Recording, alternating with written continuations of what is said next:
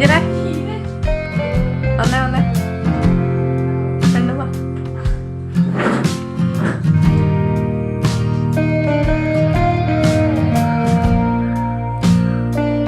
ഇനിക്കുട്ടാ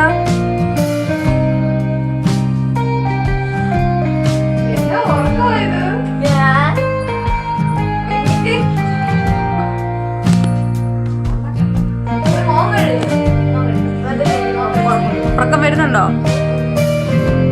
ശരിക്കും നല്ല ഉറക്കം വരുന്നേ? പഠിക്കാൻ തോന്നില്ലേ?